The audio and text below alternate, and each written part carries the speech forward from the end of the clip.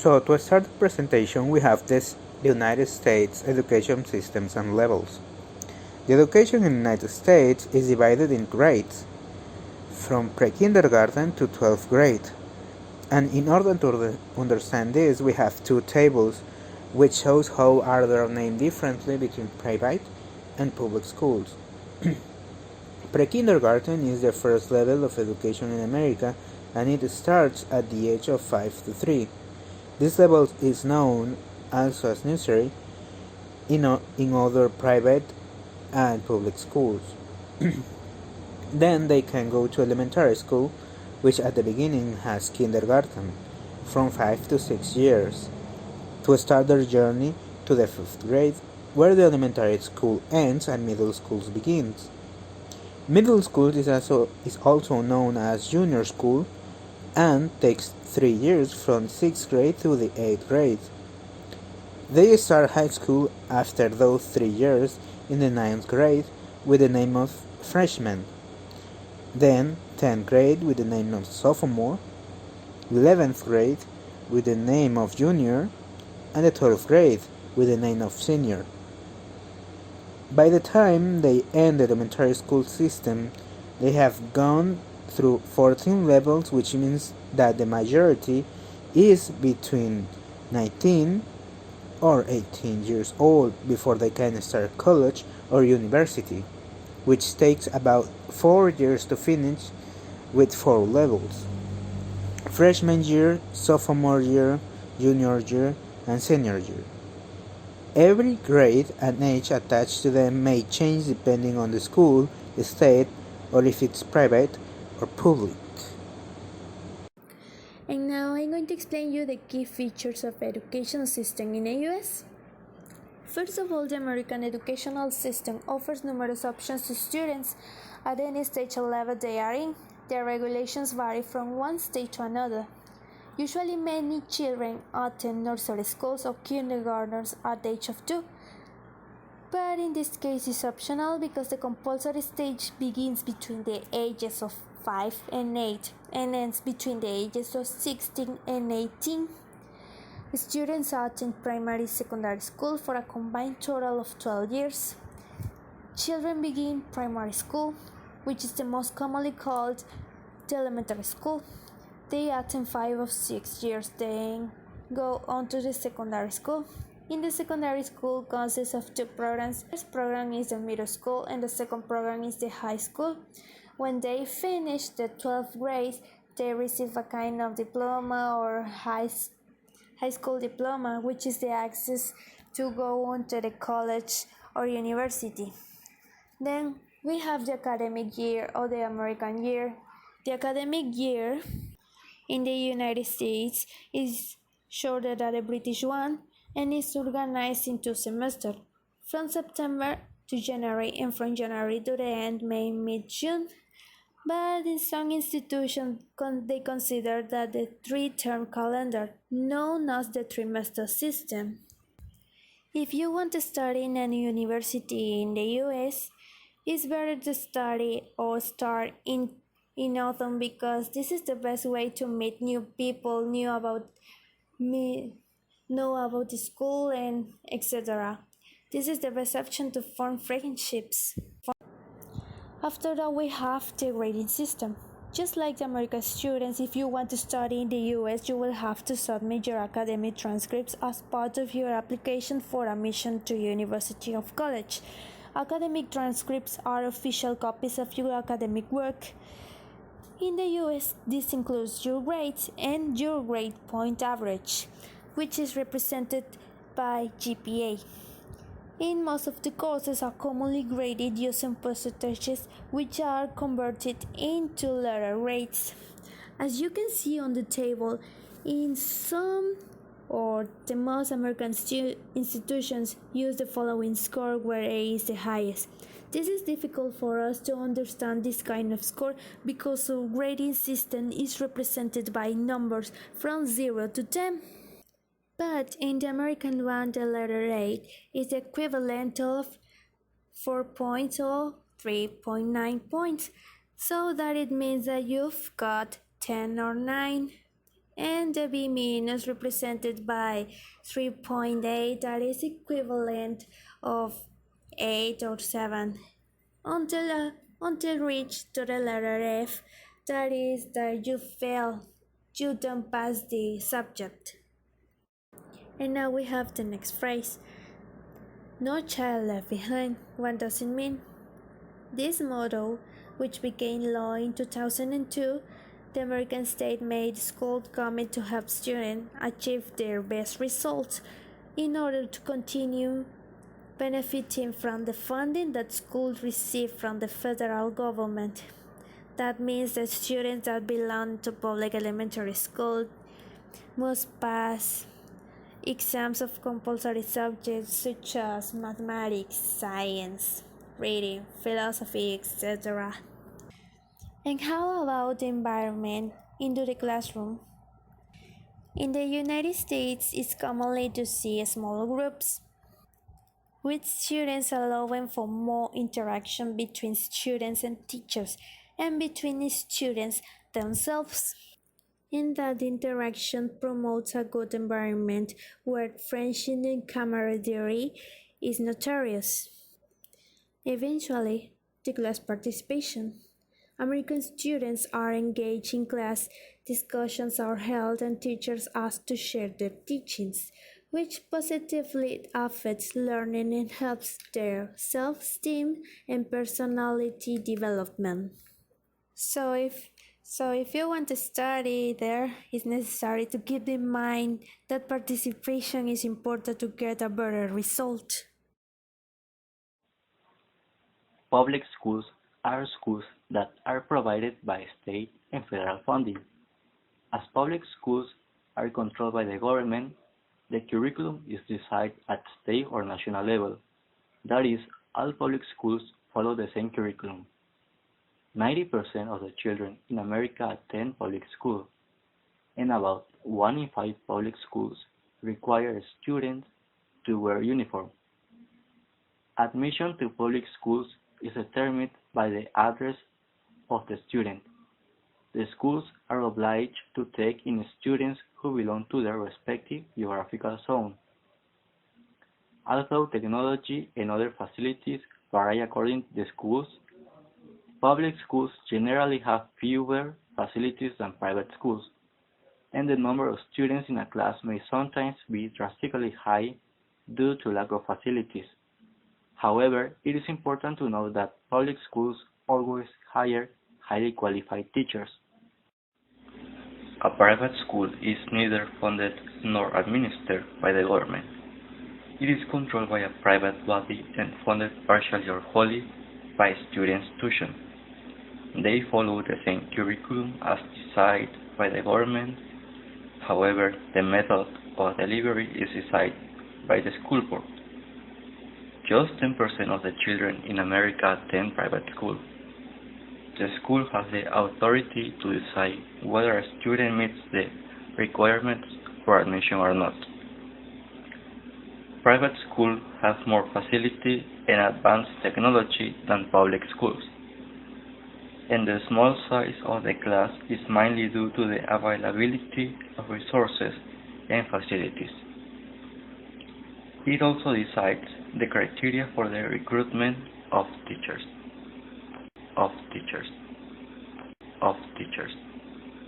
The most important universities in USA. Massachusetts Institute of Technology. At its founding in 1861, MIT was initially a small community of problem solvers and science lovers, eager to bring their knowledge to bear on the world. In the past, MIT research has fueled scientific breakthroughs such as the development of radar and the invention of magnetic core memory. There are 12 museums and galleries on campus, with the MIT Museum drawing nearly 125,000 visitors each year. MIT is set in 168 acres of grounds that extend for more than a mile along the Cambridge side of the Charles River Basin. University of Stanford. Stanford University is in the heart of Northern California's dynamic Silicon Valley. Nicknamed the Billionaire Factory, it is said that if Stanford graduates formed their own country, it will boast one of the world's largest 10 economies. Covering 8,180 acres, Stanford has one of the largest university campuses in the USA, with 18 interdisciplinary research institutes and 7 schools. Stanford University was founded in 1885 by California Senator Leland Stanford and his wife Jane. Fast forward more than a century, and Stanford counts with 19 Nobel laureates within its community and is regularly ranked among the top 3 universities in the world. So the next topic we're going to talk about is studying a master in the USA. As we know, we can study a master or an upper level in different countries. Some of the best options are London or USA, being this referring to mother language or English. So before do that, you have to meet or complete some requirements. Some of those are to have an international equivalent of a North American 4-year bachelor degrees program from an accredited university, or in this case, in Mexico, or bachelor in art can meet this international equivalent requirement. Or you can have a 3-year bachelor's degree or diploma. You can complete a qualifying pre-master program first. This is something that in North American they do to complete this kind of requirements that are the 4 years. It's completing 3 years and an exam or program that helps you to acquire the knowledge that probably you're going to need, and an official transcript for all college or universities attended. Also, you will have to have an ability, in this case for Mexico or non-English speaking countries, you have to have an English language ability between TOEFL, that is IBT 79, or N95 for direct entry. This have to be an official TOEFL score and might not be required for ESL and pre-master programs. It is necessary for you to have 2 letters of recommendation that can tell that you have the ability meet the requirements of the level that the university needs. You have to do a resume for MBA programs, and plus specific requirements for individual courses. It depends on the university or the master program. The master degree applicants may need a GMAT. This is a test that is Graduate Management Admission Test, or a GRE, that is the Graduate Record Examinations scores. You need those if you apply to the study group. You don't need to take the ACT, the American College Testing, or the SAT, that is the Scholastic Aptitude Test. Those are some of the universities that you can apply, or if you want to go to a master in the USA. The first is the County Queens College in Navitas, USA. The master program is the Master of Arts in Teaching Critical Language Education. This is a master that refers to critical language education in Arabic, Hindi, Korean, Mandarin, Russian, and Urdu. It's a program of initial and professional certification combined into 39 credit master's program. The tuition it is from $85 per credit hour, dollars per hour. For international students, you have to complete a bachelor's degree with a major in the area in which they wish to become certificated. And you have also the certification of the TOEFL or IELTS. with TOEFL and 100, and IELTS with a 7, PDE of a 68. The next university is the California State University, Fresno. This is the Master of Arts in Education, reading or language arts options. This is a degree program in education with an option in reading language arts, and is designed to provide a professional and specialized preparation for classroom and research teachers and consultants. This is for diagnosticians and supervisors in reading clinics, schools, and community college. This is something that might enable graduates to do consulting and editing for publishing companies and to pursue advanced graduate studies in universities that may offer the doctoral degree. In this case, the tuition fees is for $2,505 per semester. That is for 0 to 6 units, and per semester for the 6.1 and more units, $4,011. Non-resident tuition fee is per $396 per unit. The next one is the University of Arizona with the Master of Arts in Language, Reading and Culture, Early Childhood Education. This is a Master of Arts that prepares graduate students that will serve in early childhood education as advocates, educators, policymakers, directors, administrators, and researchers that will create engaging and safe learning environments for young children, as it's said in the name of early childhood education. The tuition fees in this case is the $22,400 per year.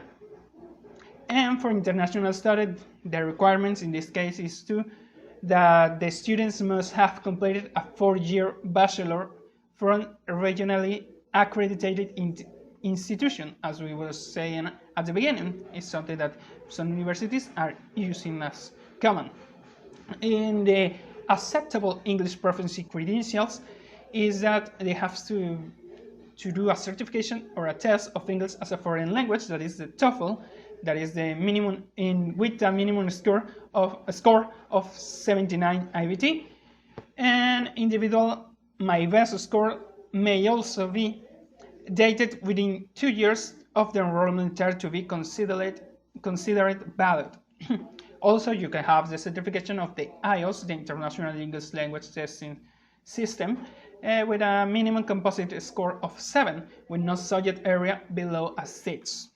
And for the last university, we have one of the best in this case that I have found, that is the University of Washington with the Master Education in Curriculum and Instruction in Language, Literacy, and Culture, I'm referring to. In this case is to provide an advanced preparation in reading, writing, English language arts, and or English language learning, ELL. All the educators must be prepared to develop a number of citizens who can fully participate in reading, writing, listening, and speaking across contexts. The tuition fee in this case is the quarterly tuition of $11,121. It's a quarterly tuition in this case, different to a year in all the other universities. For international students, you may have to have a baccalaureate degree from an accredited institution, and a minimum of 3.0 GPA for the last 90 graded quarter credits or 60 semester credits, an English proficiency of the TOEFL IBT minimum required is of 80, and the recommended score is of 92 or higher. The TOEFL PBT, a minimum required score of 100, or a recommended score over 580. And the IELTS, your minimum required score is a 6.5, but the recommended is 7 and upper. And that's it. That's all about the video. This is everything about the education in the USA. We hope you like it. Thanks for watching.